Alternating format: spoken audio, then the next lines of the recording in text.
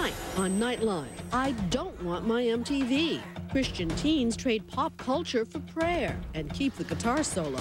But is this rocking revival teaching intolerance? From the global resources of ABC News, with Terry Moran in Washington, Martin Bashir and Cynthia McFadden in New York City, this is Nightline, March 28, 2007. Good evening, I'm Cynthia McFadden. As powerful as evangelical Christianity is in this country, some evangelical leaders are deeply concerned that their influence may wane in the future as they lose more and more of their young people. One evangelical pollster said 61% of those raised in the church during their teens have walked away by their 20s. So tonight, a look at one attempt to keep kids in the faith by going on the attack of the popular culture. Nightline's Vicki Mabry has the latest installment of our series, Faith Matters. This might look like your typical Friday night concert, but look closely and you'll find that these teens are here proclaiming their faith and devotion to God, not some teen idol. Jesus, we're living for your name. We'll never be ashamed. They're gathering at this San Francisco stadium for a battle cry concert, part of a movement founded 2 decades ago to prevent young Christians like these from leaving the church. They're waging war against the pop culture they say is corrupting their generation. Charlotte Hamilton attended her first battle cry event last year. Now, at age 18, she's a teen leader. I don't understand how there's opposition to abstinence and being sober, like where you would disagree with having hope in your life. I want to ask, how many of you guys have a voice today? Do you have a voice? Yeah! This is Ron Luce, Battle Cry's founder. 45 years old, a married father of 3, Luce founded his youth ministry, Teen Mania, 20 years ago. We've got virgin teenage America being raped on the sidewalk, and Americans just walk by and look at it. The militaristic language and symbols are intentional. It's a fight, he says, to bring kids back to the church, back to God. It's a battle. It's a very real battle. It's a spiritual battle for their heart and for their soul, and so we tell them about how they can come close to the Lord, but it's also a cultural battle. And essentially, we live in a Christian nation with a very un-Christian culture. Thanks a lot. Hang on in. Goes up the escalators. So how many do you think are here now? Oh, I guess close to 25,000, they were saying. Are they here for the spectacle, for the pyrotechnics, for the bands, is this just another concert? Well, probably a lot of people come for different reasons. Some may come for that. Youth pastors are the ones that bring their groups here. They don't come for just that. They come because they know their kids are hungry, they need truth, they need it in a way that they can understand it. If you didn't know better, you could mistake this for any rock concert, minus the sexy clothes and alcohol. It's about the youth of the nation being who they were born to be. There's plenty of loud music, fireworks, and contemporary self-expression. And there's no other name. There's also praise and prayer. We're not saying that all of you should go out and be like us. We're saying this is who we are. When Luce talks about an un-Christian culture, he makes clear he's on a crusade against all the influences bombarding kids today. Music video world, the movie world, television world, MTV. He tried to talk me into having a threesome with him.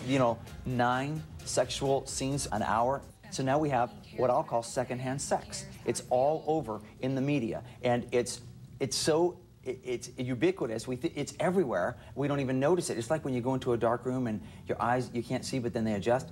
We've sort of gotten used to the dark. We think it's normal like this, and we don't realize what it's doing to our kids. My little sister, when I went home for the weekend not too long ago, she was watching MTV, and there was a Pussycat Dolls video on. I can't seem to get you over here to help take this off, baby. And it was like, it was a striptease. It was repulsive to see.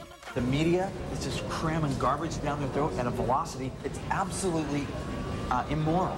We have people making money, not caring what they're doing to kids.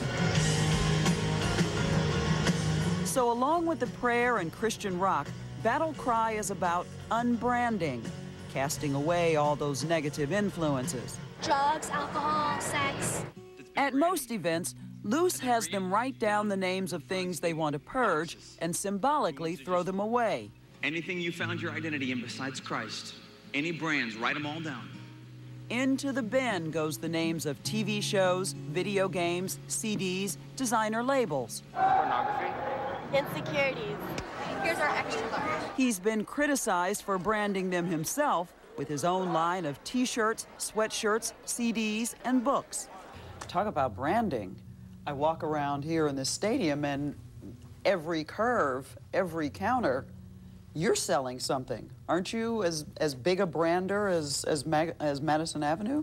Isn't it great to see all the positive messages, though, out there on those shirts? They're not cheap, though. We know that kids are going to buy stuff. We know they're going to get sold stuff. We're not against that. Everything we sell, at least, is enforcing the commitments they've made to live pure, to live strong, to be wholesome, to be full of life and life-giving people, rather than just into yourself, into your own selfishness, and just living whatever way without consequences. What did you throw out? I threw out sex, I threw out drugs, I threw out depression, I threw out neediness. I mean, the list goes on and on. What they didn't throw out in San Francisco is controversy. The teens do something here they don't do in any other city. They hold a rally on the steps of City Hall. Are y'all armed with a battle cry? This is, after all, one of the most liberal cities in the country, the place where the mayor broke new ground by performing same-sex marriages. And they wanted to send a message. We won't be silent. Our voices will be heard. Jesus loves you, San Francisco, and Jesus loves the world. But not everybody is buying it. Protesters were out in full force, accusing the group of being anti-gay and anti-choice. To all the youth of Battle Cry, you are being misled, you are being brainwashed, you are being manipulated by your leadership. This is a hateful and narrow and bigoted brand of Christian fundamentalism that does not represent Christianity, and these youth do not understand the agenda that is behind it. But Charlotte Hamilton denies that. We're not here as a political agenda. We're here to just gather a group of people who have the common interest to help rescue our generation who's dying and suffering and in pain. Charlotte says Battle Cry and Ron Luce's youth ministry helped her understand what she needs to feel good about herself. I gave my life to God. I'd never felt joy, like a true, genuine joy, and just a sense of knowing how I was worthwhile, like I was important to someone. Even if no one on this earth cares about me, God of the universe looks down and says, that's my Charlotte. I love her. I'm Vicki Mabry for Nightline in San Francisco. An effort to keep teenagers of faith in the fold.